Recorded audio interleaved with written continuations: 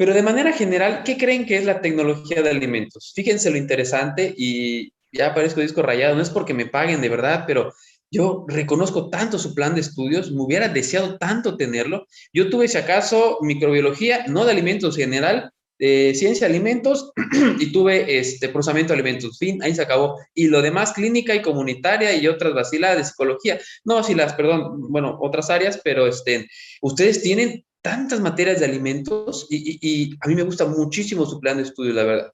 Entonces, en ese sentido, ¿quién puede decirme qué es tecnología de alimentos? ¿Qué entienden por tecnología de alimentos, por ciencia de alimentos? ¿Son lo mismo los dos conceptos? ¿Quién me dice?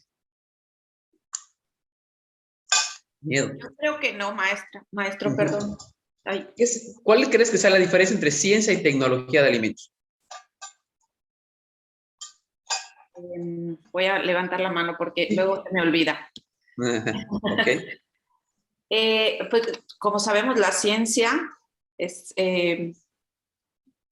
algo que se ha comprobado, o sea, algo que se ha hecho una hipótesis que ha sido comprobada.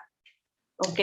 Y a lo mejor la tecnología es un proceso, es el proceso del cual eh, los alimentos, pues obviamente no solamente tienen procesos como bien dice, ¿no? O sea, de que el animal está vivo hasta que lo llevamos a la boca.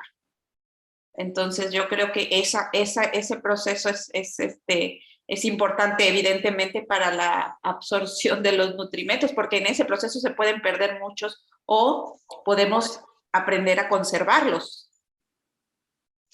Mira, Ander, qué oportuna tu aportación y tienes toda la verdad, o sea, y es esa idea con la que tiene Anel, con la que estamos partiendo, que quiero que sigamos el curso de la asignatura. Me voy a comer este puchero, pero ¿qué implicaciones tecnológicas tuvimos para obtener el animal y bioquímicas tenemos para cocer esa carne? Ese punto es al que quiero que lleguemos. No solamente la carne se obtiene, el boliche, el tibone, va para acá, no, lo que dijo Anel ese es el objetivo que quiero para la asignatura. Muchas gracias, Nel, por la aportación. Joan, levantaste la mano. Otra aportación que tengas, ¿qué es ciencia, qué es tecnología? ¿Cuál crees que sea la diferencia? Yo pienso que la ciencia es la investigación del alimento, ¿no? Y la tecnología es cómo hacerlo, cómo crearlo, ¿no? En resumidas cuentas, como decía Nel, tienes toda la razón, Joan, eso realmente, ciencia es el proceso, digamos, bueno, César, levantaste la mano. Complementa. Muchas gracias, César. Sí, sí, maestro, más que nada en la tecnología, como comentan los compañeros, es el proceso, son las técnicas que se van a aplicar al alimento, ya sea en envasado, procesamiento, conservación, para que pueda estar en óptimas condiciones, para que pueda consumirse, como dice, y no pueda traer alguna implicación al consumirse. Excelente, aportando también a la definición y englobando, como bien dice César, igual una opinión muy oportuna y lo que decía Joan y Anel es exactamente eso. Creo que estamos avanzando muy rápido en esto. Realmente ciencia son estos procesos, estos fundamentos, sí, podemos decirlo como fundamentos, la raíz de la cuestión, cómo funciona, las características bioquímicas, físicas, sensoriales. Ahora bien, la tecnología, como bien dijeron los tres, son los procesos de transformación. Un proceso tecnológico per se tiene que ser innovador. O sea, un proceso tecnológico es algo técnico, dice tecnológico. Es una técnica que se aplica, pero fundamentada en la ciencia. Es decir, vamos a colocar la carne a 50 grados junto con las verduras, por ejemplo. Eso es una técnica, es un proceso. Pero ¿por qué a 50 grados? ¿Por qué con agua, por ejemplo, no? ¿Por qué ponemos las verduras para que se haga el caldo? Entonces, de esa forma podemos entender que la ciencia y la tecnología son diferentes, pero trabajan de la mano. Y cuando hablamos de alimentos, es muy importante tener las dos, porque sin ciencia no hacemos tecnología. Y si no tenemos tecnología, pues no tenemos la aplicación de la ciencia. Perfectas definiciones. Y pues sí quisiera reconocer y agradecer, si les conté la experiencia, no digo mala, pero bueno, media amarga que tuve con el cuatri pasado, que no tuve el gusto de verles, pero con un grupo, y no diré cuál es, qué feo hablar y que te dejen así así, ¿verdad? Y no estén aportando, y sobre todo que aporten, como ahorita Joan, Anel y César, sean tan oportunos, de verdad, ojalá llevemos así las clases, que no sea primer día, primer año y primera hora, que sea así siempre, así debemos llevar las clases, realmente con aportaciones oportunas y que todos tengamos algo que comentar. Bueno, entonces aquí estamos con, bajo ese entendimiento que es perfecto, que ya lo definimos, tenemos la planeación de la asignatura. Como pueden ver, siempre la parte aburrida va de primero, lo de contexto histórico, algo de definiciones y demás. Después venimos con la tecnología de carnes, principalmente carnes de origen animal rojas. Hablamos de cerdos, hablamos de vacunos, sobre todo los procesos de obtención y los procesos o la parte de ciencia involucrada, procesos físico-químicos, bioquímicos y sensoriales. Después vienen los productos marinos, aquí más que nada, como son tan variados, y el riesgo principalmente, más de procesos de cocción y transformación, el riesgo es de contaminación. Aquí le ponemos un poquito más hacia la parte de microbiología. Es muy importante que retomemos los conceptos que ya previamente tenemos. Después vemos con la tecnología del huevo y derivados. Esto es muy importante porque sabemos que, por ejemplo, el estándar de oro en proteínas alimentarias es el huevo. Pero realmente, ¿cómo el huevo se transforma? ¿Cómo cambia realmente? Acuérdense cuando hacíamos esas discusiones en bromatología de biodisponibilidad, de valor biológico, por ejemplo, de aminoácidos esenciales. Eso tenemos que traerlo, porque vamos a partir de que ya sabemos eso, y ahora entonces, ¿cómo lo aplicamos a un huevo frito, a un huevo cocido, a un merengue, por ejemplo? El merengue podemos decir, pues es una comida chatarra, pero sí vemos, sí les extrañé, la verdad, porque eran muy feas esas clases que teníamos. La verdad que sí, la verdad que sí. En las que tenía, no con ustedes, con el otro grupo, pero sí, es chévere estar con ustedes. Entonces les decía, entonces el merengue, por ejemplo, que podemos decir es una golosina, estamos ahí en la playa, pasa el dulcero con su tablita de merengues, pero ¿qué es el merengue? Es puro huevo batido. En el merengue, por ejemplo, y adelantándonos unas cuantas clases, ¿creen ustedes que el merengue sea un alimento de alto valor biológico? ¿Creen? Tal vez no, maestro, Sí. por el proceso, ¿no? O sea, el batido, no, la verdad no sé si la desnaturalización de la proteína o pasa algo, ¿no? En el proceso del preparado. Pero Excelente, ¿qué Cris. Dice teníamos? Cris, yo no sé qué pasa en el proceso. Eso es bueno porque es la duda que tenemos que resolver en esta asignatura. ¿Influirá el proceso tecnológico? ¿Qué es el valor biológico? Tenemos el valor biológico como esta, digamos, cantidad o esta suma de aminoácidos esenciales. ¿Qué hacemos en el merengue, por ejemplo? Batimos. ¿Qué batimos? Estamos desnaturalizando. ¿El valor biológico cambia? No cambia porque los aminoácidos siguen allá. ¿Qué puede cambiar la biodisponibilidad? Quizás porque la proteína cruda o en estructura cuaternaria en el huevo, pues está compacta, está funcional, por ejemplo, pero decimos por eso que si comemos huevo crudo nos puede hacer mal. Ahora, cuando la batimos o le ejercemos fuerza mecánica, la proteína se desnaturaliza y es más digerible. Aumenta su biodisponibilidad, pero su valor biológico no cambia. Están los aminoácidos, la alanina, la valina, leucina, isoleucina, asparagina, están allá. Entonces, el merengue es un alimento de alto valor biológico, pero tiene azúcar, o sea, es una golosina, ¿no? Pero vean entonces cómo podemos entender que si ya conocemos cuál es el proceso de transformación, más la parte de ciencia, que sigue ahí la proteína, conserva valor biológico, pero incrementa biodisponibilidad, pues podemos decir que el merengue es una muy buena golosina, porque está hecha de huevo. Claro, no para comer todos los días, porque pues tenemos azúcar, tenemos otras cosas, y entre otras cuestiones. Pero como bien dice Cris, pues no lo sé a este momento, porque no conozco el proceso tecnológico. Entonces, cuando veamos entonces que el huevo se mantiene y mantiene sus características, pues podemos ya reconocer ciertos alimentos que quizás estén satanizados, pero que podemos justificar cuál es su valor biológico, cuál es su importancia en función a las características nutrimentales que tiene.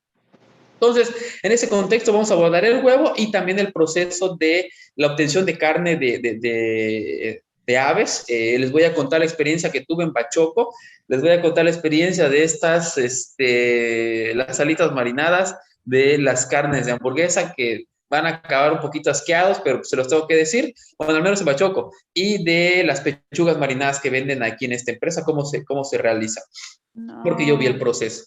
Tenemos también la tecnología de lácteos, esto es muy importante, y como verán aquí en las referencias, tanto hay capítulos de libros que se los voy a pasar, como también normas oficiales mexicanas. Esto es muy importante. A partir de ahora vamos a darle reconocimiento a las normas oficiales mexicanas. Yo creo que la que está en boca de todos y la que está en chisme, sobre todo en reuniones con nutriólogos, es quizás la 051, ¿no? Que es la de los etiquetados y es la que nos tiene ahorita como que medios preocupados. Pero aparte de esa tenemos un sinfín de normas. Hay una norma oficial mexicana que regula el proceso de obtención de carne. Hay una norma oficial mexicana que regula las denominaciones de los lácteos, que no es lo mismo leche entera, leche deslactosada, pasteurizada, ultrapasteurizada, fórmula láctea, por ejemplo. Hay una norma que te dice cómo se definen y en función a eso tenemos que irlas identificando. Hoy en día tenemos una gran variedad de leches que puede ser deslactosada, pero puede ser también semidescremada o descremada, o puede ser entera, o puede ser azucarada, puede ser condensada, puede ser Y también hay leche que ni son evaporada, leches. pero Hay que sigue ni siendo son leche. leches. Ajá. Exacto, partiendo, creo que eso va Joan, partiendo del fundamento de que es leche. Y la leche, por definición de la norma oficial mexicana, son los productos obtenidos de las glándulas mamarias de los mamíferos. Esas bebidas a partir de coco, a partir de nuez, a partir de almendras, no son leches por denominación. Tienen que denominarse como productos, bebidas a base de vegetales, bebidas a base de, porque no son leche.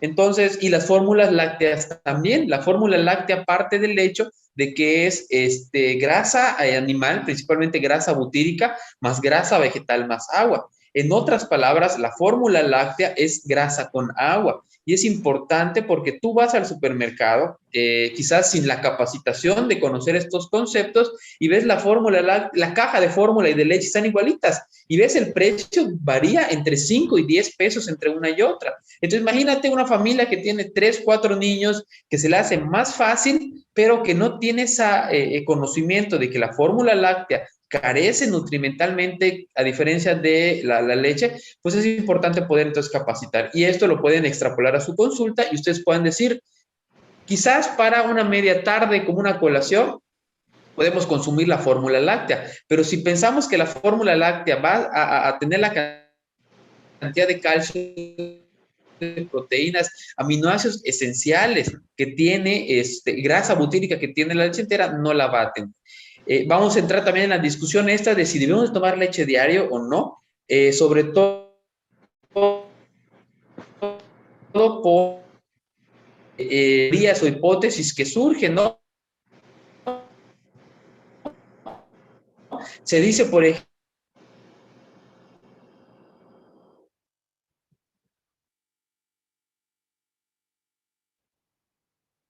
crecer a tantos cientos de kilos en unos cuantos meses. Entonces, la leche es un alimento altamente nutritivo que al animal le sirve para incrementar su peso, su tamaño, y decimos, el ser humano es el único animal que voluntariamente consume leche de otra especie. Entonces, debemos de hacerlo, pero bueno, eso es algo un poquito más profundo, pero en el momento que reconozcamos las características nutrimentales, tecnológicas de la leche, pues podemos entrar a ese tipo de discusiones.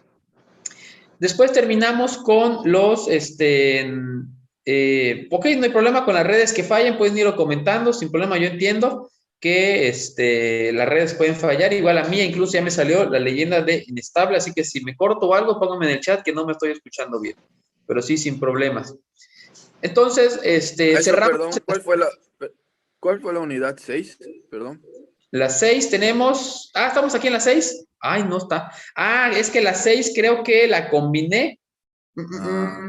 Sí, creo que la 6 es la de derivados lácteos y la combiné. Entonces la dejé con 5 y con la 7 brincamos a tecnologías de origen vegetal. Con tecnologías de origen vegetal, cerramos principalmente con procesos de obtención de jugos, néctares, mermeladas, que son los procesos tecnológicos pues, más aplicados a origen vegetal. Y hay tema también de miel y cacao. Realmente, como he llevado la asignatura desde 2018, ya tiene un rato esta asignatura, no nos da tiempo de abordar ni miel ni el cacao, y creo que también hay bebidas energéticas. Entonces, la miel la hacemos a través de una revisión. Tengo algunos manuales para pasarles. Y en la parte de cacao, pues sí la dejamos al aire y la podemos revisar en tecnología 2. Realmente revisando leche, revisando huevos, revisando carnes y revisando pescados y alimentos de origen vegetal, cubrimos ampliamente los fundamentos de tecnología de alimentos en general. Entonces, estos dos que les digo, miel y cacao, quizás lo embarramos, pero por experiencia y los temas que incluye la asignatura, pues los decidí revisar con esta tarea y después también en la siguiente asignatura. Bueno, aquí está la referencia bibliográfica. Para su buena suerte, o bueno, o si así lo desean, esto es planeación y se puede mejorar con base en lo que ustedes me digan. Yo propongo que al final hagamos un proyecto integrador con base en los temas que revisamos, pero si me dices que, Enrique, pues es más fácil un examen pues por Zoom, así, no hay ningún problema también. Creo que a la mar se lo podemos ir puliendo esto. Sí, aquí les pongo todas las normas que vamos a revisar en relación a los temas que vamos a abordar y estos dos libros que los tengo en digital y se los puedo pasar sin ningún problema. Entonces, sí, aquí están las tareas ya definidas, como hemos trabajado previamente. En la siguiente clase tenemos pendiente marcar la primera tarea, que la vamos a abordar en su momento, es principalmente una revisión sobre los principales cortes. Me interesa más que nada que ustedes pongan características sensoriales y químicas de la carne, por ejemplo, les decía, el boliche, por ejemplo, del T-bone, por ejemplo, del ribeye, por ejemplo, qué características tienen, sobre todo en la parte estructural, tecnológica, y después en la parte química, ¿no? Cuánta grasa tiene, cuánta proteína tiene, por qué es tan costoso, por ejemplo, un ribeye, por qué es tan costoso un T-bone, por ejemplo, a comparación de otros tipos de chambarete, por ejemplo, que es muy parecido, pero pues tiene un precio muchísimo menos. Entonces, básicamente eso, revisamos entonces la parte tecnológica y cerramos con esta tarea de revisar las características nutrimentales y sí, tecnológicas de la carne.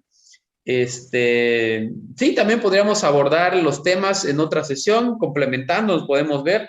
Les digo, yo estaré en Ciudad de México a partir de las 2 semanas más y entre semana estaré full, pero en sábado completamente destinado y domingo también sin problema.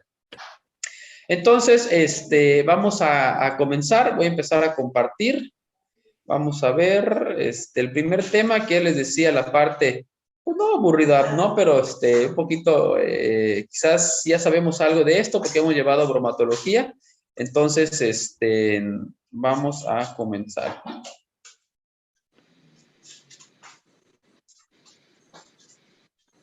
Aquí en el chat tenemos, ok.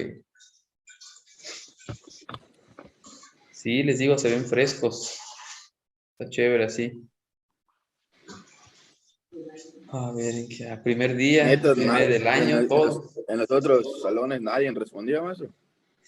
Sí, no Aquí les nos van diré, a callar a nosotros. y eso me agrada. No les diré quién, pero eran escolarizados y eran ya grandes. De verdad es feo, pues yo les decía, por lo menos que me lamenten, porque sí está horrible, horrible, horrible. O sea, de verdad, o sea, uno decía y siempre hay algo que decir, hay algo que comentar y no, era horrible, horrible, de verdad. Acabamos el tema rápido, no había discusiones.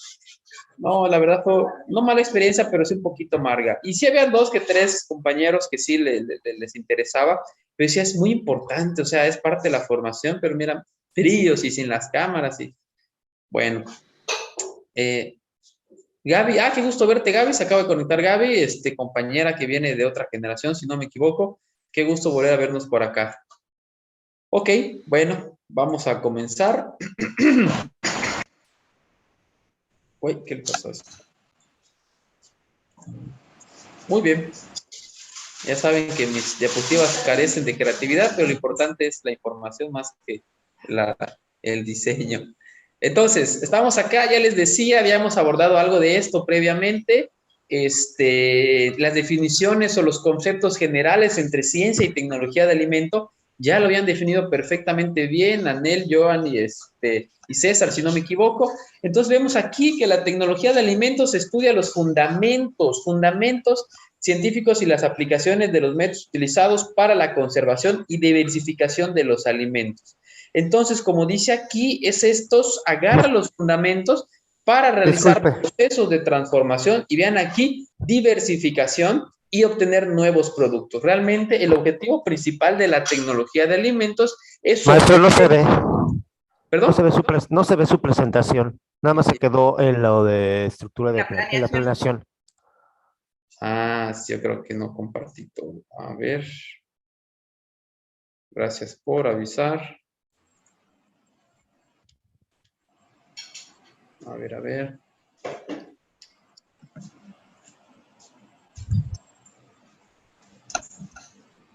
¿Lo pueden ver? ¿Se ve la presentación? No, ya, ¿Todavía? ya. Estoy en la introducción, en la parte de en la presentación, en la...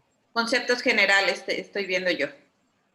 Y ahorita ¿están viendo los monitos? Sí. Ok. Que el título es desarrollo histórico, ¿no? O sea, ¿sí cambia las diapos? No, No. yo me quedé en conceptos generales y como en un laboratorio de alimentos. Sí, Tiene ya, una ¿saben fotografía. qué? No sé si es el Zoom, pero en la siguiente creo que sí voy a cambiar, pero voy a bajarlo, cambiarlo a esta PDF. No sé si es rollo de verdad del Zoom. Se usa tanto, no sé, ya me pasó en todos los grupos, pero se los paso a PDF, denme un segundito. Más fácil.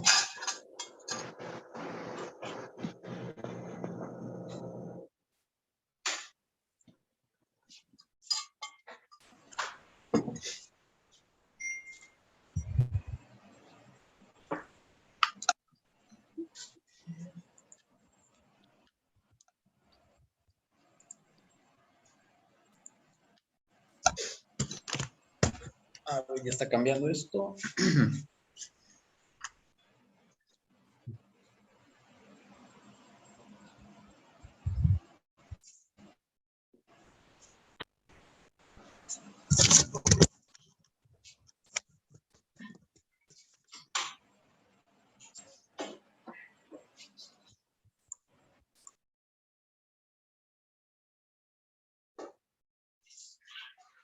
Ah, Suriel, creo que levantaste la mano, ¿no?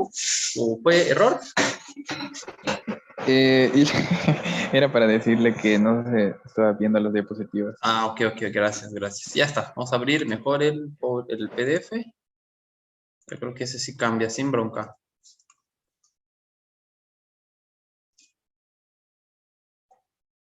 ¿Lo están viendo? ¿El PDF? Introducción a la tecnología de los alimentos, conceptos generales. Aquí ven las flechitas. Sí. Ah, ya estamos. Ok, bueno. Entonces ya habíamos adelantado algo de esto rápidamente.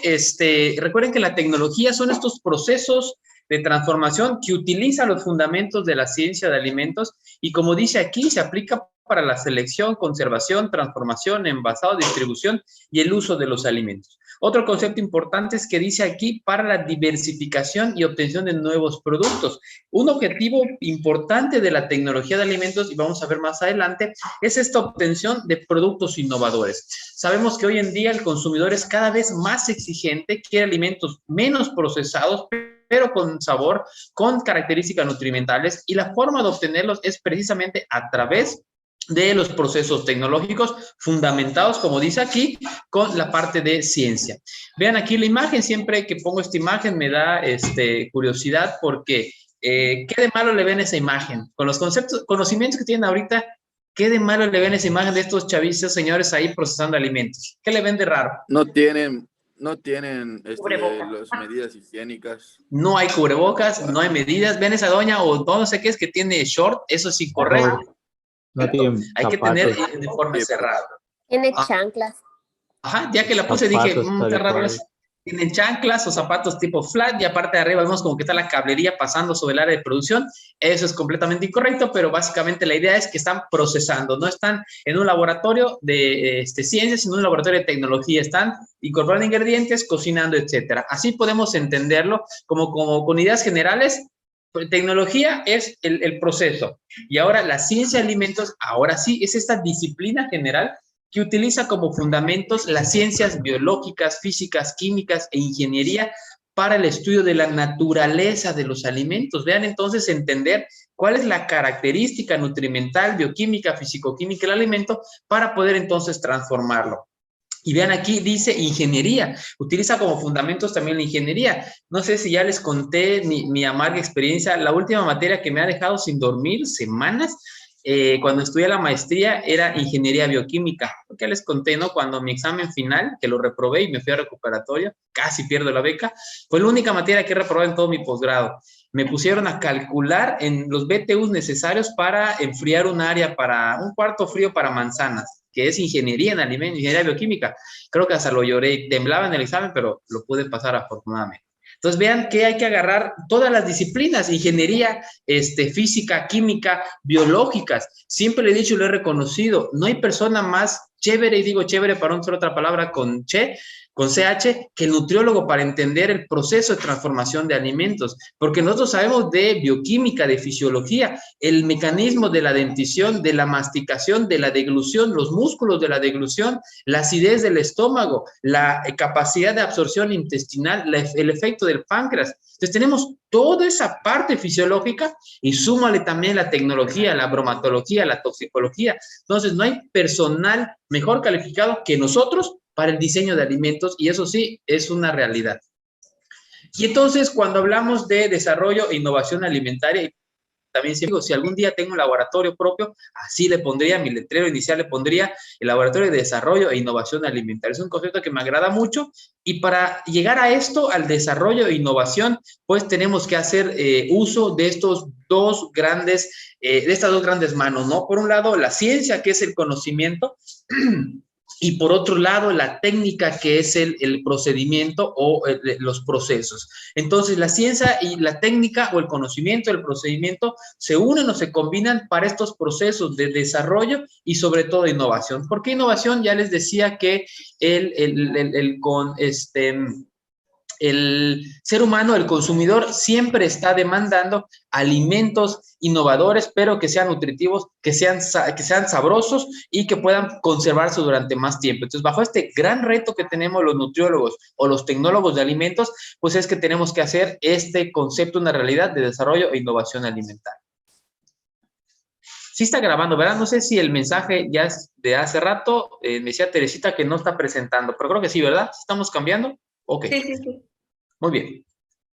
Entonces, les decía, en estos 2 minutitos vamos a ver algo de desarrollo histórico de la tecnología de alimentos. Yo les puedo preguntar, ¿cuál creen ustedes que sea el hito histórico o el evento histórico, el suceso histórico más importante o destacado en el área de... La cocción de la carne. ¿Cuál, perdón? Cocción de la carne. Cocción de la carne, pero mucho antes que eso. ¿Cuál, perdón? Descubrir el fuego. Excelente, excelente. Ahí parte, y ese hito histórico es para la conservación de alimentos, para tecnología de alimentos, para ciencia de alimentos. Yo creo que a veces nos quedamos con Pasteur. Acuérdense cuando vimos Pasteur y Leeuwenhoek con los microscopios y eso en microbiología.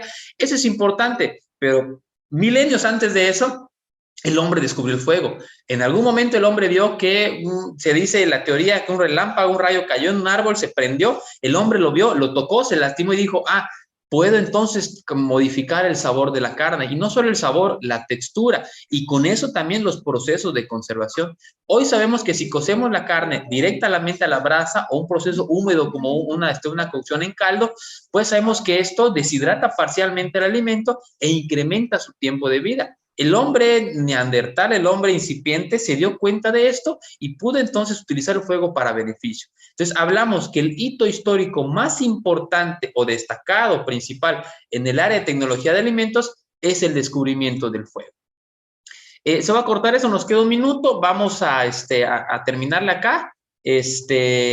Damos el siguiente módulo o una parte del siguiente módulo y hacemos un break para que nos echemos un taquito, un desayuno, ¿ok? Para que estén tranquilos. Entonces, quizás una media hora más para adelantar y ahorita nos vemos por acá, por favor.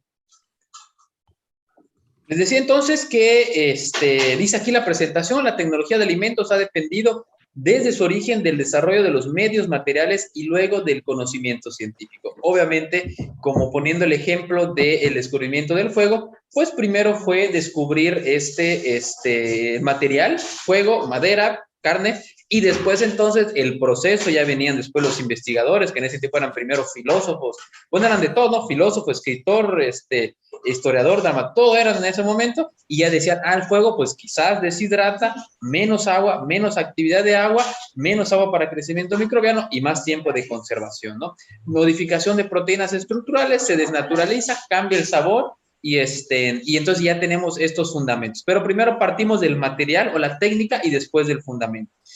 Entonces, el desarrollo histórico, como dice la presentación, tiene su origen en el descubrimiento del fuego en la era paleolítica. Como decíamos hace un momento, con este descubrimiento y la aplicación del fuego en los alimentos, no solo se modificaban las características sensoriales como aroma y textura, sino también se ponían de las bases, se sentaban las bases de los procesos de conservación de los alimentos. Después, en el Neolítico, comienza la aparición de la agricultura y la ganadería. Estamos hablando cuando el hombre dejó de ser nómada, comenzó a ser sedentario, comenzó a asentarse, a formar colonias, con el inicio de las llamadas civilizaciones. Y con esto, entonces, el hombre necesitaba aplicar los procesos que ya venía perfeccionando con la época previa, y fue entonces modificando aún más las características de los alimentos. Entonces dice aquí que en esta época igual destaca el desarrollo de la cocción cuando se dispuso de vasijas de cerámica, e incluso para hacer la cerámica también se utilizaba lo que es la aplicación de calor. Y vean aquí entonces que se hacía uso de la fuente de calor concentrada, como se le llama, algo como ahora conocemos la llamada cochinita enterrada, que utilizamos esta concentración que da lo que es la carne junto con calor dentro de un hueco subterráneo, y esta concentración de calor ayuda a lo que es el proceso de cocción. Posteriormente hay ya documentos reconocidos como de Rústica, de Recoquinaria, donde ya por ahí del siglo III comienzan los reportes de los procesos de transformación culinarios de alimentos. Aquí más que nada para lo que es el sabor, más que nada como parte de ciencia, de innovación, principalmente para modificar o generar nuevos sabores en los alimentos. Y pues también esto va de la mano con los procesos de conservación. Los primeros reportes sobre procesos de transformación ya enfocados a lo que es la preparación y la conservación de alimentos son la deshidratación y el salado.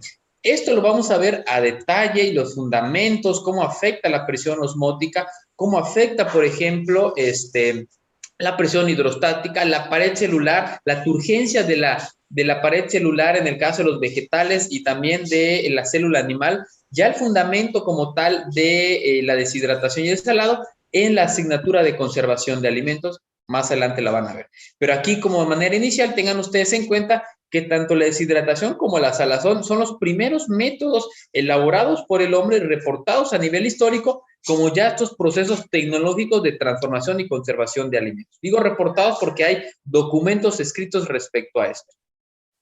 André, levantaste la mano, ¿qué onda? Sí, no, ahorita sí. A propósito de eso, y ahí podemos saber por qué comemos frijol con puerco los lunes, porque tiene mucho que ver con eso. Es correcto, depende, esa analogía, no sé si vas por allá, bueno, si nos quieres decir algo de eso al respecto. Pues había yo leído, en la jornada hubo un escritor, cocinero, historiador muy bueno, y decía que los lunes, creo que se mataba los sábados, entonces se salaba el puerco, y entonces creo que el domingo para la cocción, para los lunes tener, ¿cómo se llama?, el puerco para el frijol con puerco. Por eso se come. La historia que leí en esa ocasión de ese reportaje decía eso. Es correcto, así es, se mataban en días sábados y llegaban, el día previo al sábado se salaba, llegaba hasta el lunes, y estas técnicas también se siguen aplicando. Hace poquito estuve en este proceso del doctorado evaluando unas comunidades del sur de aquí de Yucatán, Tecash, Tachiú y otras comunidades, y haciendo recordatorios de 24 horas a los niños para ver cuál es su estado nutrimental. Me daba cuenta que comían carne de cerdo los días lunes, algunos no comían carne, o sea, tenían días específicos, y preguntando exactamente se sigue replicando. Nosotros estamos chéverísimos, estamos aquí a 10 minutos de la Horrera, a 5 minutos del Chedraui, y cuando quieras comes lo que quieras, pero en las comunidades todavía 2 horas de Mérida, por ejemplo, Tecash, hora y media más o menos, tienen todavía la dependencia de cuando llega el mercado sobre ruedas. Llega tal día y tienes que comerlo al día siguiente, máximo 2 días más si no está salada, porque tampoco tienen refri. Son niños, bueno, son comunidades muy pobres y dependen precisamente de eso. Y comen carne una o si acaso 2 veces a la semana.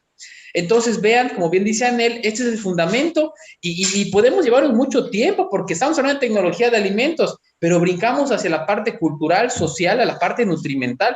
¿Cuál es el impacto de comer carne salada, por ejemplo? ¿No? Imagínense comer carne salada todos los días. ¿Saben ustedes que afecta allí en la retención?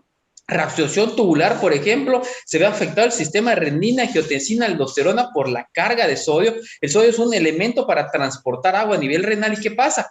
Podemos tener retención de líquidos, por ejemplo, afectación cardíaca, por ejemplo, hipertensión, incrementa el gasto cardíaco, la resistencia periférica. O sea, este es lo que les decía, no porque me eche flores como nutriólogo y nos echamos a nosotros, pero hablando de carne salada, de tecnología de alimentos, brincamos hacia la parte de salud. Es imposible no pensar en el efecto de la sal en la fisiología del ser humano, por ejemplo. Y así de esa manera quiero que vayamos llevando los temas integralmente con todos los conceptos que ya venimos manejando. Entonces, insisto, los primeros reportes o la primera documentación de tecnología de alimentos reportada es carne deshidratada y salada. Y después, vean, aquí dice que como también conservar carne en vasijas que contienen miel. Díganme ustedes por qué la miel es un muy buen conservador de alimentos. ¿Alguien sabe? ¿Por qué la miel por qué en la miel no crecen microorganismos? Sí los procesos de alteración de la miel, cabe mencionar cuando revisemos el tema de manera general, es la cristalización de los azúcares, uno, y dos, la presencia de insectos. Pero que le crezca salmonela, que le crezca E. coli, imposible que le crezca a la miel un microorganismo. ¿Saben ustedes por qué? Por la cantidad de azúcar que contiene. La cantidad de azúcar. César, levantaste la mano. ¿Qué onda? Sí, era lo mismo eso, la cantidad de azúcar que contiene. Esta cantidad de sal, acuérdense cuando vimos microbiología, factores de crecimiento microbiano. ¿Cuáles son los factores de crecimiento microbiano? Elementos o sustancias o condiciones que utiliza el microorganismo. Uno muy importante, la presión osmótica. Mientras más solutos tenga la matriz alimentaria, mientras más sal, mientras más azúcar, incrementa la presión osmótica. ¿Qué pasa si hay presión osmótica? Cualquier célula que se coloque ahí se va correctamente a deshidratar por el efecto de ósmosis. Vean, es importante que retomemos el concepto previo de microbiología. Entonces, por eso mismo la sal y la miel son perfectos agentes de conservación de alimentos, como dice César, y que creo que fue Manuel que lo complementó también, que el efecto del azúcar hace un incremento de la presión osmótica que impide el crecimiento de microorganismos. Y vean aquí, dice, o mezclar con vinagre. ¿Por qué el vinagre también es un agente de conservación? ¿Por qué creen que antes a alguien se le ocurrió combinar miel, que es incremento de presión osmótica, más vinagre? Eran perfectos elementos para conservar alimentos. ¿Por qué el vinagre ayuda a conservar los alimentos? ¿Alguien sabe? Por la acidez.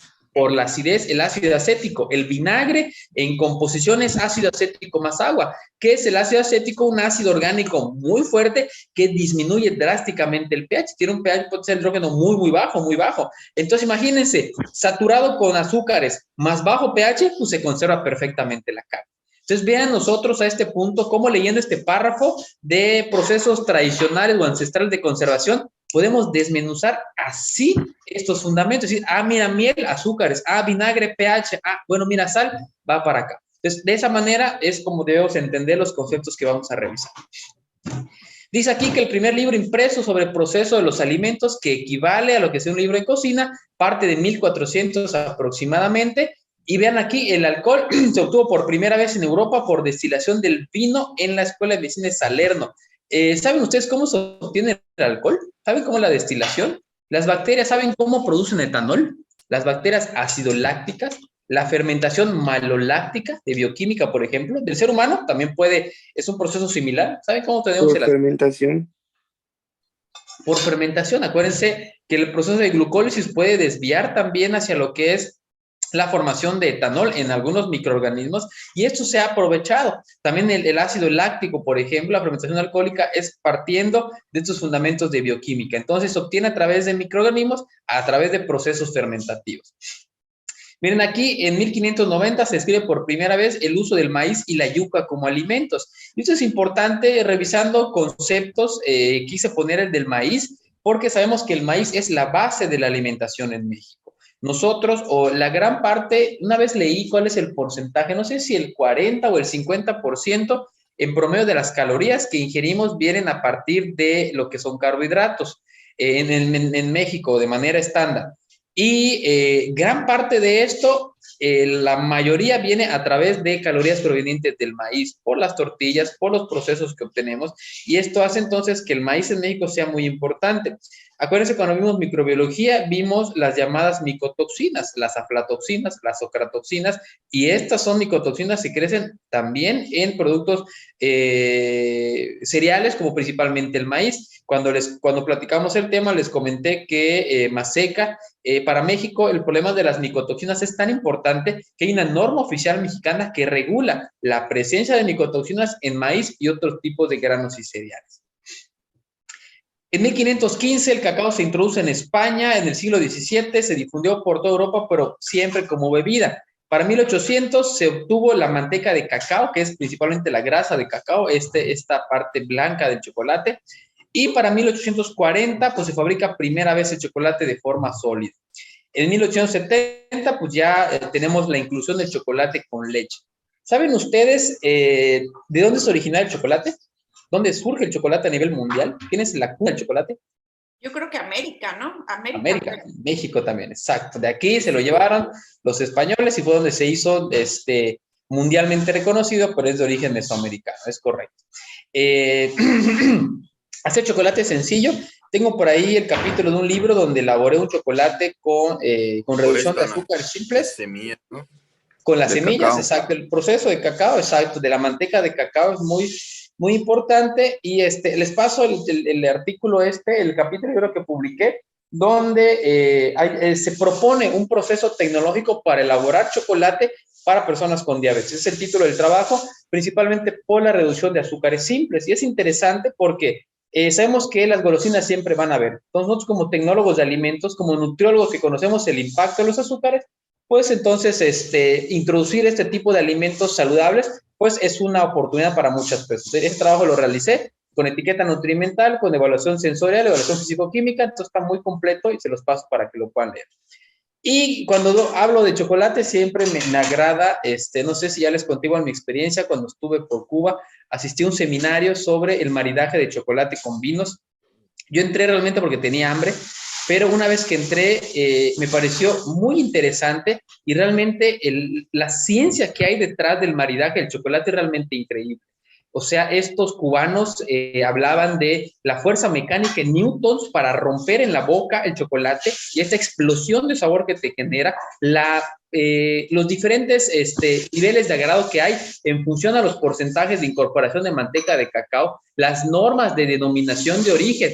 Un chocolate, desde que tenga leche, deja de ser chocolate, ya es un alimento diferente. No, chocolate con leche se les dice comúnmente, pero cambia. El chocolate es básicamente el cacao procesado. Y también la parte de la combinación, esta parte sensorial, la combinación mecánica, neurosensorial de morder el chocolate, la explosión de sabor, porque es grasa, tiene cacao, tiene manteca de cacao. Y sabemos que la grasa es un acarreador de sabor y es un estimulante de las papilas gustativas. Y si le ponemos azúcar, los receptores tipo beta en la boca perfectamente se estimulan. Entonces, imagínense, esta explosión de sabor por la grasa, más la estimulación de las papilas gustativas por los azúcares simples, tenemos entonces un alimento que es muy sabroso y muy adecuado para el gusto de las personas. Se los digo rápidamente, pero ese seminario de varias horas era una ciencia tan profunda de comer un chocolate y maridarlo con vinos que se me hizo muy interesante la parte de evaluación.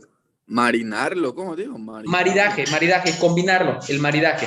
Combinar qué chocolate con qué tipo de vino. Pero para poder escoger chocolate con vino, primero fue un rollo muy profundo de características sensoriales y fisicoquímicas del chocolate y del vino. Bueno, también después entré hace como 2 meses, asistí a un seminario de tecnología de alimentos de innovación en el vino. y ahí hablaban del efecto de los taninos como elementos astringentes. Yo no sabía, por ejemplo, que los taninos, que son elementos presentes en las uvas, por ejemplo, son astringentes, sí, pero son inhibidores de las papilas gustativas. Entonces, como los vinos inhiben las papilas gustativas, uno, impactan en la resaca y además esta inhibición te genera lo que es la sensación de querer tomar más vino, porque estás parcialmente deshidratado. Este seminario lo dio una investigadora de la UNAM, está grabado, les paso el link, y se me hizo muy interesante conocer la fisicoquímica de lo que son los vinos, del efecto de los polifenoles, por ejemplo, como antioxidantes, pero la degradación que tienen en los procesos de fermentación y de escaldado. Muy, muy interesante. Se les paso también para que revisen el tema de los vinos, porque si bien es bebida alcohólica, sigue siendo un alimento. Recuerden que forma parte de los alimentos y es importante conocer los fundamentos de este tipo de alimentos. Yo creo que por ahí debe de estar el café también, ¿no? El café, ajá, el café, por ejemplo, el ácido, el clorogénico, por ejemplo. Algo importante o de las limitaciones que hay en el café cuando se obtiene de grano y se hace en cafetera, que no se recaliente, porque el ácido clorogénico se oxida y puede dar lugar a elementos tóxicos o cancerígenos en el café, y está comprobadísimo. Esa gente que deja su cafetera y le queda un shish y al día siguiente lo recalienta, no es recomendable hacerlo diario. Pueden hacerlo quizás un poquito, pero no siempre, porque el ácido clorogénico es el principal agente antioxidante en el café. Por eso dice que el café es un buen agente antioxidante por el ácido clorogénico, el ácido cafeico y otros, pero principalmente el clorogénico es el que se oxida con los procesos de recalentamiento y también con la parte de deshidratación. Sí, realmente a veces pensamos que un alimento es algo tan sencillo, pero a quien nos apasiona esto, les digo, ese seminario de hace 2 meses que dio el CIAT sobre los vinos se me hizo muy interesante, la fisicoquímica de los taninos, de la inhibición de la papila gustativa. Este investigador hablaba del mecanismo específico de la papila gustativa, es muy interesante profundizar en esto. Ok, seguimos con esto. En la mayor parte del siglo XVII, la tecnología de los alimentos es posible, perdón, el mayor aporte es posiblemente el desarrollo de la marmita por Papin. ¿Saben qué es la marmita? ¿Saben qué es una marmita? Cuando yo la escuché la primera vez pensé que era un animalito, suena como así un animalito para como un caldero de brujas. Perdón, Juan, ¿qué dijiste, perdón? Como un caldero de brujas. Ah, exacto. Exacto, es eso, es que hay un caldero porque es redondo. ¿Saben ustedes por qué la disposición con su fundamento tecnológico? ¿Por qué la marmita es así redonda? Es como, ¿cómo les diré? Sí, es como dice, ¿perdón? Es para la distribución del calor. Es correcto, para la distribución del calor, y al tener una olla redonda con la base plana y digamos en ángulo recto, eso hace que se puedan acumular alimentos y se quemen. Si tú haces una mermelada, por ejemplo, o haces una cajeta en una olla tradicional, tienes el riesgo de que en las orillas se te quede cristalizado, caramelizado los azúcares. En cambio, en la marmita, el calor, además de que se distribuye homogéneamente porque es como un bowl, está redondo, además no tienes esquinas donde se pueden caramelizar los azúcares. Esto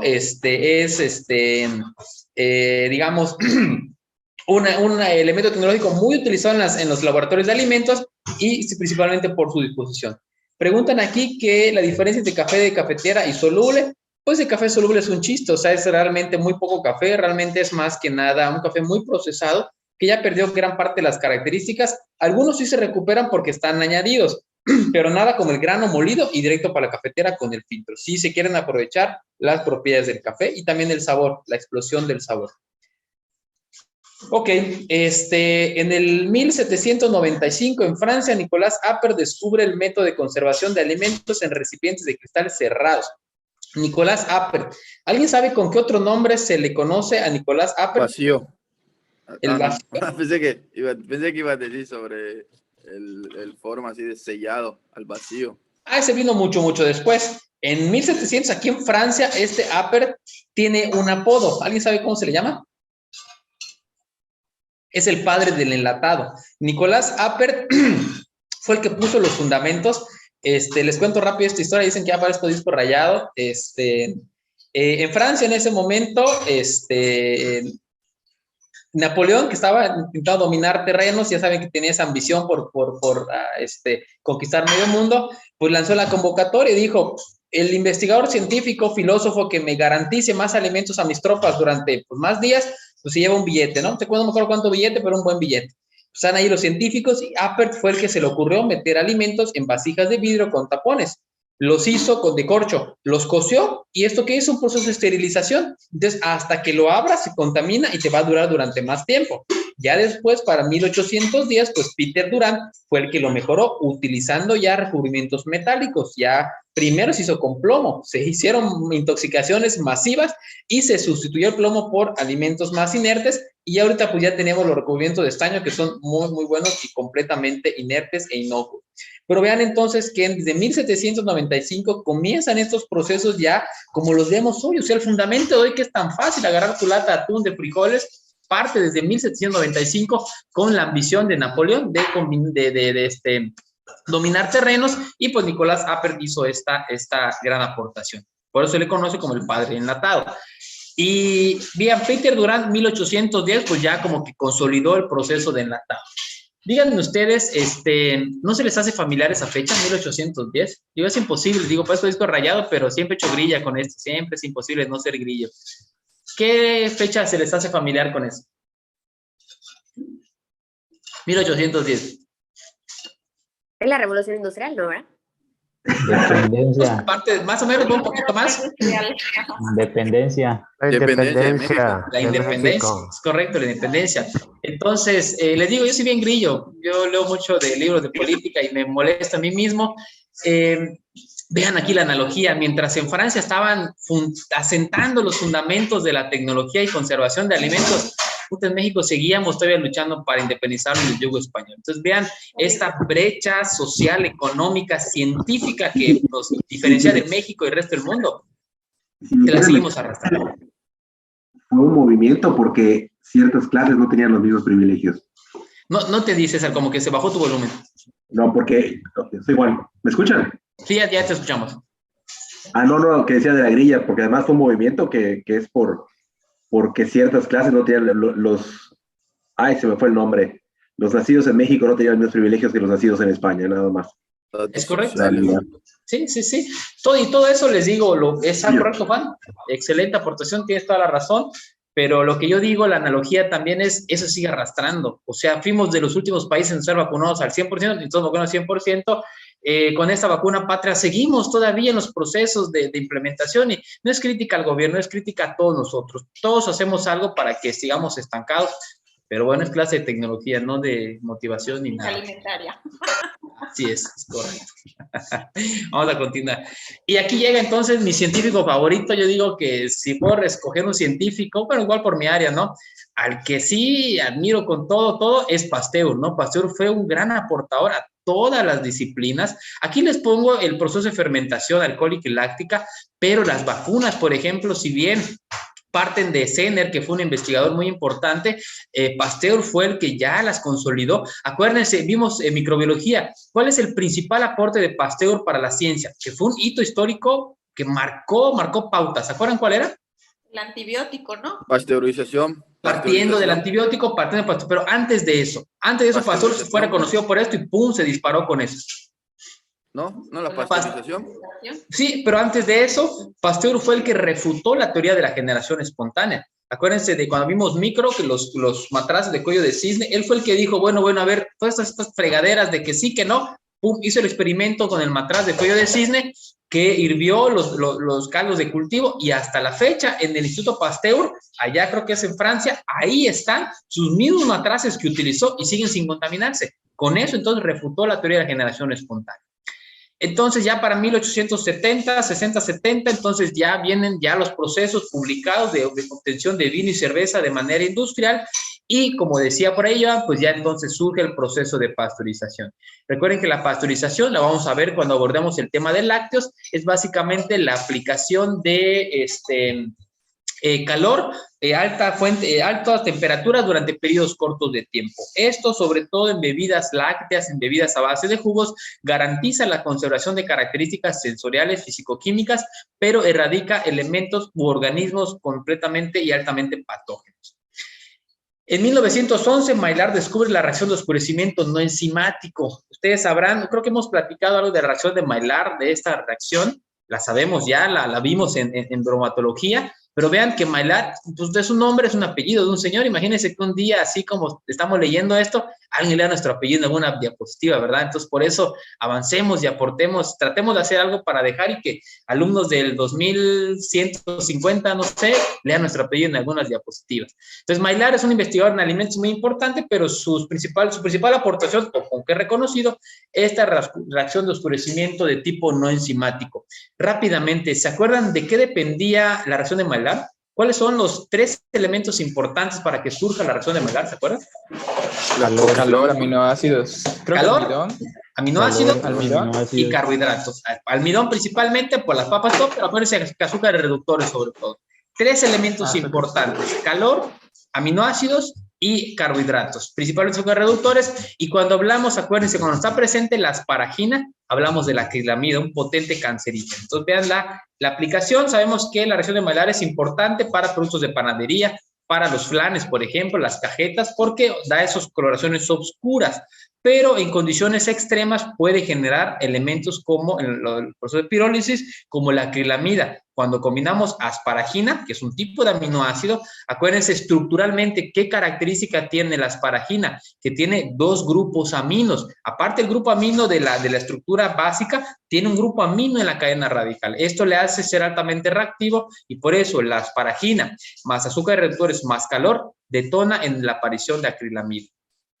Para 1920 se sientan las bases de la termobacteriología, de ahí radica, o esta termobacteriología parte también de lo que son los fundamentos de Pasteur, y ya para 1924 Den identifica al etileno como agente causal de la maduración de vegetales. Aquí es una antesala cuando abordemos el tema de conservación de alimentos. Les voy a abordar, si compartimos la materia, de etileno. Etileno es muy importante porque es el llamado gas de la maduración. Por eso mismo, no sé si les ha pasado que, o en casa, ustedes mismos, si quieres que madure algo rápido, ponlo cerca de los plátanos, o separa los plátanos si no quieres que se maduren, o quítale el pedúnculo a los plátanos para que no se maduren. ¿Por qué? Porque el plátano es un productor altamente eficiente de etileno, y el etileno desencadena toda la cascada de reacciones enzimáticas de los procesos de maduración y de las llamadas reacciones de respiración celular. Entonces, Denny lo identifica y se ubica que ciertos vegetales son productores de estos y ya a nivel industrial se pueden utilizar. Hoy en día las cámaras de maduración de vegetales tienen sistemas de inyección de etileno porque esto favorece lo que es la maduración. Ok, continuamos. En 1912 se produce el acero inoxidable y eso es importante porque vean, si estamos hablando de tecnología y hasta este momento hablamos de procesos en los alimentos, es importante hablar también de las técnicas como este caso de el acero inoxidable, que es el material más utilizado en el caso de lo que son los manejos higiénicos de los alimentos. Surge también los principales órganos como el IFT, órganos internacionales sobre procesos de transformación, de conservación, de ciencia y tecnología de los alimentos. El microondas en el 45, no le tengan miedo al microondas, estas ondas son completamente inocuas, sí generan efectos térmicos, sobre todo localizados, por eso mismo los sistemas de microondas convencionales o caseros tienen los sistemas de circulación porque son sistemas de calentamiento focalizado. Eso que te genera cáncer y todo, no es cierto, son ondas realmente muy inertes, muy inocuas y que sí sirven para generar calor. Ya para los 50 surge lo que es el tratamiento de ultrapasteurización, ya con procesos tecnológicos desarrollados, y en el 51 surge el primer envase tipo Tetra Pak.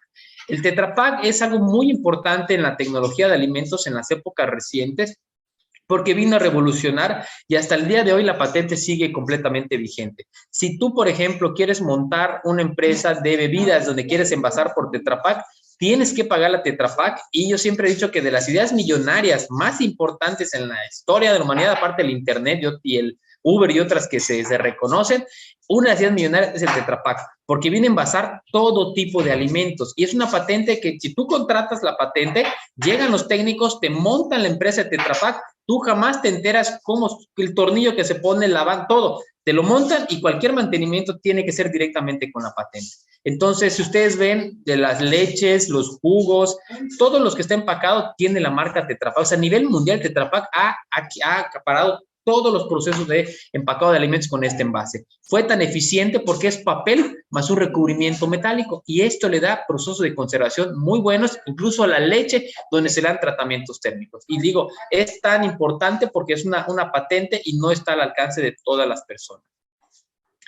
Les decía ya también del aluminio en los enlatados. Recuerden que primero se hizo lo que es el enlatado con plomo y hasta que se empezó a intoxicar la gente, ya lo habrán visto el efecto del plomo en toxicología. No compartimos la asignatura, pero no dudo que habrán visto el proceso fisiológico. Recuerden que el plomo es un inhibidor del sistema de producción de hemoglobina a nivel celular, y esto hace entonces la anemia característica. Además de ser un metal divalente, puede adherirse principalmente en tejido óseo, principalmente en las epífisis de los huesos largos. Esas son las principales afectaciones del plomo. Entonces imagínense estar una intoxicación por plomo, sobre todo en niños es drástico por los efectos sobre la hemoglobina, los procesos de oxigenación y también el daño a nivel óseo.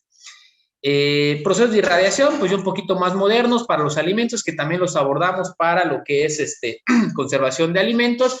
Vienen también, surgen los llamados GMOs, que son los alimentos genéticamente modificados, que si bien hubo un boom sobre la negativa utilizarlo, sabemos que algunos son positivos en cuanto al proceso tecnológico. Ayudan a evitar menos plaguicidas, a conservarse más tiempo, pero pues no podemos decir que están 100% caracterizados y los impactos que puedan tener a la salud.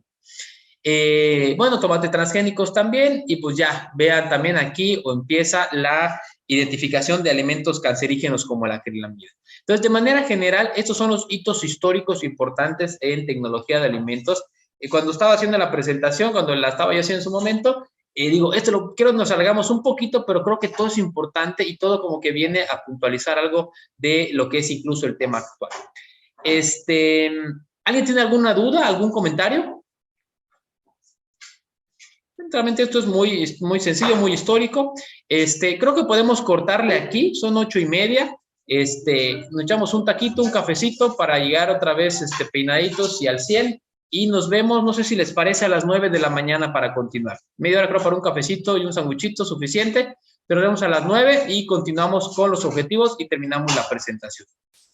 ¿Ok? Creo que perfecto, profe. Muchas gracias. 40. Perfecto. Terminamos escuché. en 40, ¿no? ¿Terminamos? Ajá. 8:40. La materia terminó 8. No es cierto. 8:40 Sí, es acabamos. cierto, es verdad. Sí. Sí. Estoy confundido con la otra materia. Sí es cierto, solo tenemos 2 horas. Solo tenemos 2 módulos. Ojalá y tuviéramos todos esos módulos en esta materia. Es que es la otra materia, sí es cierto. Cancela, No, pues ¿saben cancela. qué? No, pues de malas. Creo que continuamos, ya nos faltan 15 minutos. No, pues sí, continuamos. Yo tenía en cuenta que era hasta las 10. Es que tengo materias modulares. No, tienen razón, perdón, una disculpa. Perdón. Vamos a continuar, perdón, sí es cierto. Ok, qué bueno que me dijeron, si no iba a estar aquí conectado solito. Bueno, continuamos rápidamente, terminamos las diapos. Perdón, ¿alguien habló? Sí, lo que comentaba hace un momento sobre el café que sobrecalentaron varias veces, estos que utilizan en OXXO, ¿será que son cambiados constantemente? Esa es una buena pregunta. ¿Será que son cambiados? Yo quiero pensar que sí, es bueno. El café Andati, bueno, de los cafés más ricos que he probado aquí, por ejemplo, hay un restaurante que se llama Sikef, está ahí por Altabrisa, está muy rico el café porque es de grano recién molido. Es más caro, como 20 pesos más caro, pero lo pides, igual por el centro.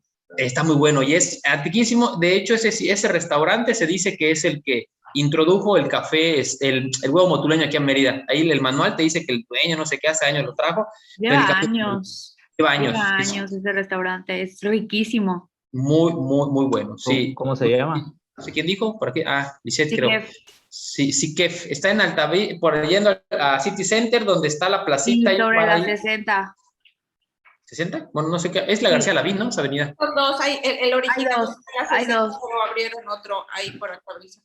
Bueno, ahí vayan, unos huevos motuleños y un café de grano recién molido, una experiencia sabor riquísima. Todavía hace poquito fue muy buena, la verdad. ¿Cuál levantaste la mano, perdón? ¿Qué onda? Era por la pregunta de, creo que fue César, ¿no? Sí.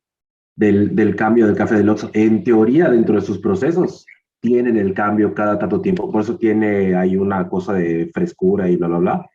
Entonces, deben cambiarlo cada tanto tiempo. De ahí a que lleven el proceso como debe ser, hay una Exacto. brecha, ¿no? En teoría sí, porque sí son muy piquis con los procesos en Ox.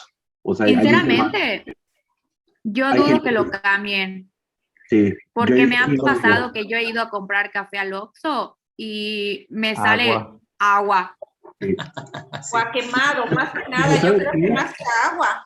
Cuando el café ya está muy Entonces calentado, sobrecalentado, sabe a quemado. se Sí, sí, rehúsa, sí, sí, sí. lo rehusan de pronto, entonces lo vuelven a colar.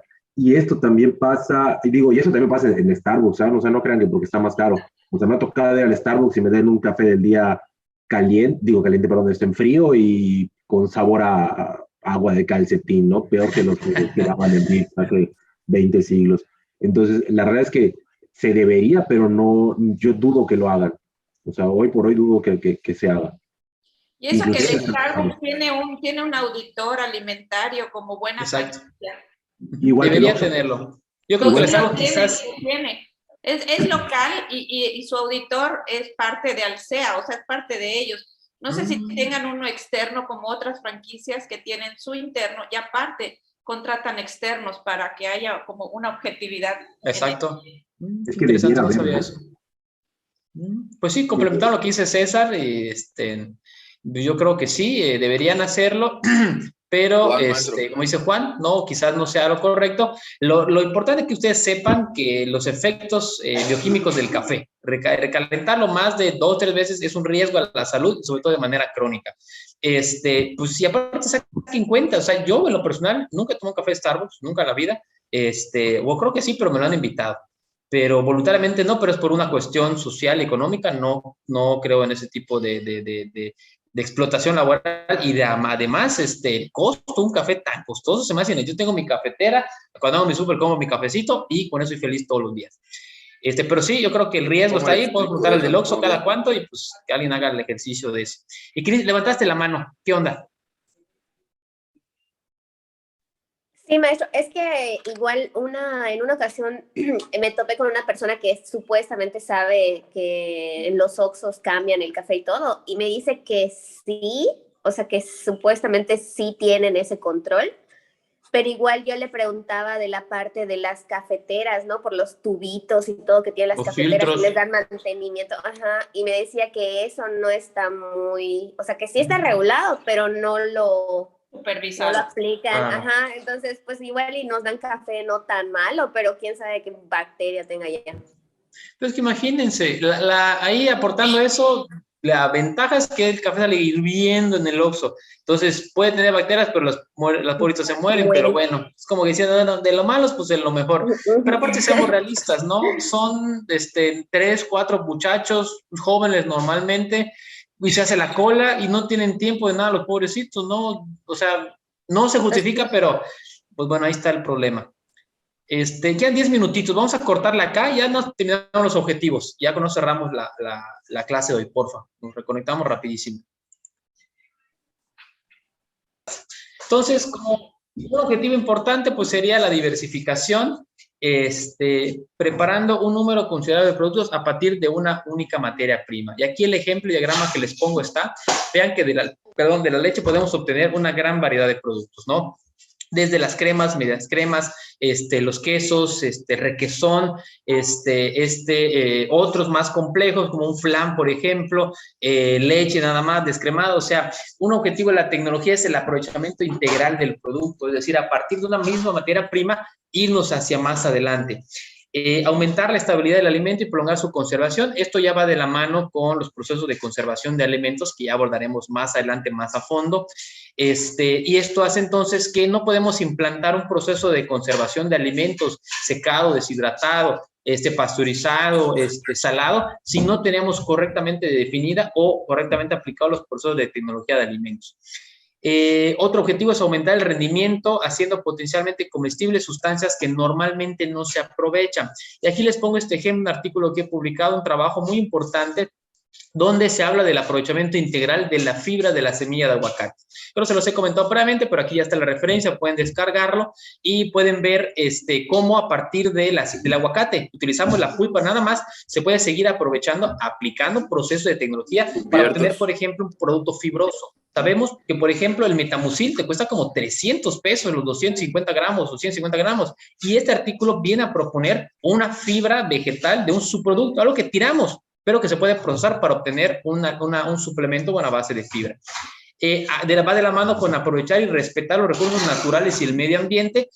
Al aprovechar semillas y productos que pueden ser reconocidos como desecho, pues también generamos un impacto positivo a lo que es el medio ambiente. Algo importante también, abastecer de alimentos de calidad a la población, considerando 3 factores: lugar, cantidad de precio. Aquí siempre se me da como ejemplo que pongo aquí de los astronautas. Ya sabemos que ya hasta se llevaron una tortilla. Hace poquito se da la noticia de que una tortilla hacia el espacio exterior. Es importante porque es un alimento tan mexicano y pues digamos que tengamos ese impacto a nivel mundial, pues es para celebrar, ¿no? Y esto hace entonces, ¿cómo llega la tortilla? ¿Cómo llega una manzana? ¿Cómo llega un alimento enlatado o cualquier alimento, digamos, al espacio exterior? Pero no nos vayamos tan lejos. Hablando de estos fenómenos ambientales, hace un año sufrimos las afectaciones del huracán Delta, el huracán Gama, la tormenta tropical Cristóbal, que vimos cómo afectó realmente. Y la Universidad de Vizcaya reclutó víveres y enseres para las personas. ¿Y qué te pedían? Alimentos no perecederos. ¿Cómo crees entonces que el enlatado llega a ser no perecedero? A través de procesos de tecnología de alimentos. Entonces, aquí tenemos, y también en el factor precio, ¿cómo podemos tener frutas, jarabes, de bebidas, de verduras o frutas que no son de temporada en cualquier parte del año? ¿Por qué? Gracias a la aplicación de un proceso de tecnología de alimentos. Y esto hace entonces también que los precios se estabilicen, porque tenemos alimentos, por ejemplo, el pulpo, el octopus maya, que ya tiene denominación de origen. Sientas orgullosos que Yucatán cuenta con el octopus maya y el chile habanero de denominación de origen. Entonces, ¿cómo tenemos pulpo en fechas? Por ejemplo, el pulpo entra en veda el 1 de agosto. Y es una fecha importante, pero ¿cómo lo tenemos en el resto del año? A través de la aplicación de congelación, de cocción, por ejemplo, procesos de tecnología de alimentos. Y esto hace entonces la estabilización de los precios, porque si no tuviéramos ese proceso de conservación, el pulpo después, o en el periodo breve después de la veda, que es los remanentes que quedan, serán altísimamente costosos y será completamente inaccesible para la población. Pero al pescar en el momento que se pueda, ¿perdón? Sí, mi tío tiene su empresa de exporta pulpo. Una muy buena empresa, me imagino, y debe aplicar procesos de tecnología muy drásticos porque es perecedero el pulpo. Los medios así como que sancochan para librarlos de todo lo que puedan tener y ya los pasan a congelar, pero primero los sellan al vacío. Es correcto. Hay muchos procesos. Ya el vacío es de los más inocuos, los vamos a ver cuando veamos la materia de conservación, pero el primer proceso, hasta el tradicional, sancochar y congelar, que es lo básico, pero mira, tu tío hace un proceso muy avanzado. Si le mete vacío, eso es una muy buena empresa, pero te digo, lo tradicional es sancochar, trocear y congelar. Es lo básico y te dura muchísimo, muchísimo tiempo. Entonces les digo, esto impacta también en que el alimento llegue a lugares, en momentos diferentes, en cantidades y que los precios se puedan estabilizar. Eliminar partes o productos no comestibles del alimento. Aquí les pongo un ejemplo de cómo se puede eliminar estas partes no deseables.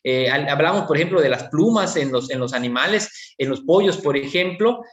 Cómo aplicamos la tecnología de alimentos para procesar la carne y que no tengamos allá a una flotilla de 10, 15 personas en bachoco quitando las plumas al animalito, por ejemplo, ¿no? Entonces sabemos ya con la aplicación de calor, el poro se abre y con un proceso mecánico de golpeteo podemos eliminar las plumas. Pero todo esto forma parte de la tecnología de los alimentos.